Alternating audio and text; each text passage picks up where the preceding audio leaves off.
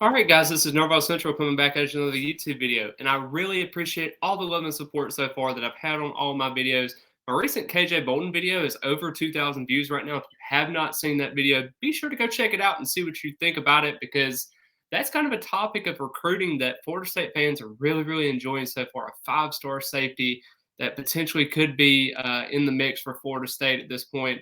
But today, I'm actually turning it over to another side of things that could be a little bit more exciting for Florida State fans in terms of just logistics and how he's kind of viewed in this Florida State program. And that's five-star cornerback Charles Lester.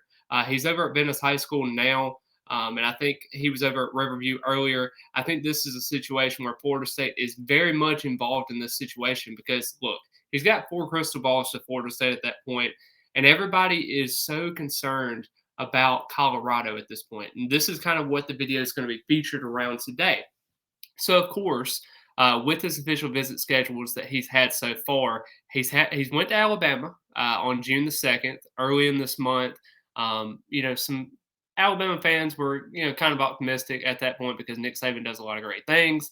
But he went over to an official visit for Colorado, and we all know head coach Deion Sanders actually was able to flip the services of five-star cornerback previously committed to Florida State, Travis Hunter, over to Jackson State. And this is kind of where Florida State fans are at right now with this recruitment because the fact of the matter is Deion Sanders is who he is. Everybody has a bad rap for Deion sometimes. Some people love him, some people hate him. But that's beyond the point. Deion Sanders has done a really good job with developing relationships with kids because a lot of kids look up to him, even to this day. And I think that's kind of a big factor in recruitment so far. And I think Florida State fans kind of have PTSD with the situation so far. Now, of course, we are 11 days away from Charles Lester making his decision on July 28th. He's making his decision between Alabama, who I mentioned before, Colorado, Florida State, and then also Georgia.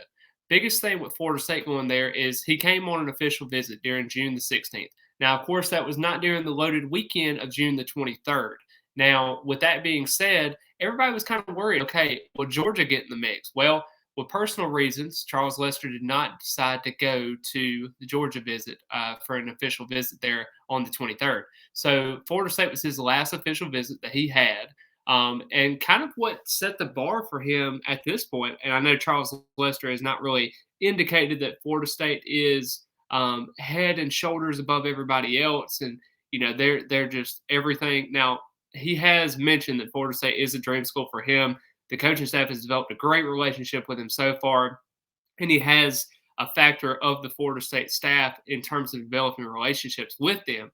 Now, of course, when you're looking at other kids out there that you're looking at, I mean, Florida State's already got Ricky Knight III that's already in the class. You got Red Morgan and CJ Hurd that are also committed to the class. That's three pieces of the secondary. But when you're looking at that with that June 16th visit, so of course, that was when Ricky Knight came also on campus that day and that weekend, of course. And they were developing relationships with Charles Lester, having a smaller group there, and being able to get one-on-one conversations with Patrick Surtain. Now, of course, even if he went on the 23rd, he was going to get that direct contact anyway, because Charles Lester is one of the most important targets that Florida State has remaining, and they can't be able to lose him at this point because you got a guy like Jerrion Jones who's going to be leaving after the season. You got a Renardo Green who's also going to be leaving after the season as well because they're both redshirt seniors. Will Ventrell Cypress, will he be leaving after the season? He's a redshirt junior, so it just kind of figures in to see what everything's going to go through with that. But just in terms of the cornerback position, I think he can do a really special job with what he brings to the table. I mean, last year he had 5 interceptions. I think he was a very ball hawking cornerback that Florida State needs on the outside. And a lot of people don't even think about this as well, but Charles Lester actually plays wide receiver a little bit too. Man, are you getting Travis Hunter vibes already? Because I am a little bit. This kid is really impressive. Top 30 prospect in the country. He recently dropped down a couple of ranking systems over on a 4-star level. Some of them classify him as a 5-star composite at this point. But as a receiver, he did have 34 pass receptions for 354 yards and 4 touchdowns. I think that's very important when he's playing both sides of the ball. Over here at Venice, I think he's going to do a really good job this year in trying to focalize what that brings to the table. But, cornerback is where Florida State sees him fit.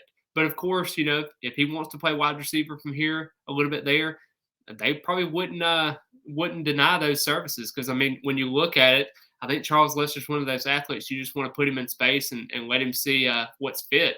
But overall, I think he's a lockdown corner at this point. I definitely think that Florida State can utilize his services on the defensive side of the ball, and specifically on the offensive. They need it in certain spurts, but just overall, I mean, Florida State is loaded at the wide receiver position. They are loaded in some cases in the cornerback position as well. But we're just going to have to see how Florida State kind of navigates through all of that. But man, if you're able to get Charles Lester and then you're able to get KJ Bolden a little bit later on August the 5th, that would be absolutely massive for this program, just in terms of perception, what it brings to the table. And I know a lot of people are worried about Deion. I get it. It's Deion.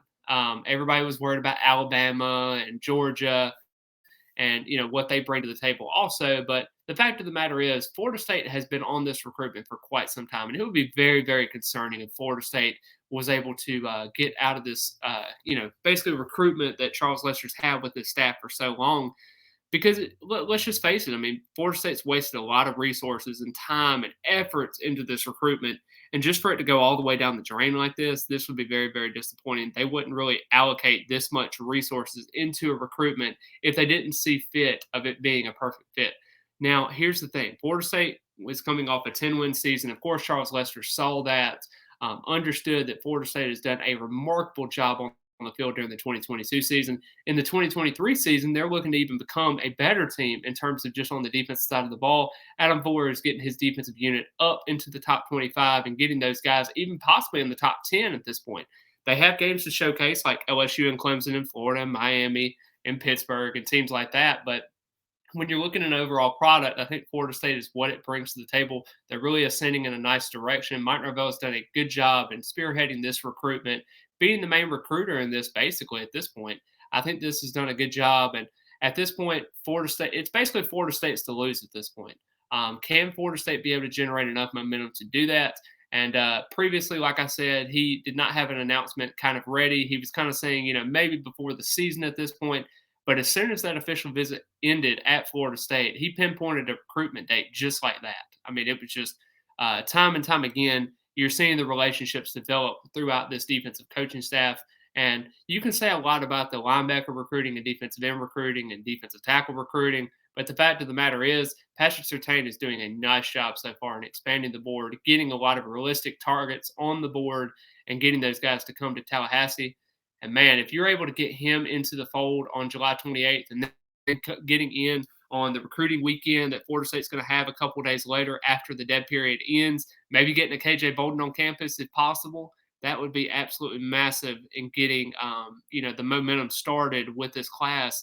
And getting a five-star talent like that would be very, very impressive for Florida State going forward. It can elevate them to a top 5 class, hopefully. But overall, I see Florida State probably going to be around the 8th or 9th range, just because I think they value a lot of transfer prospects. They're going to probably need a little bit more, especially on the defensive line and linebackers. You may even bring in a couple other pieces on the transfer portal as well, maybe another safety. Who knows?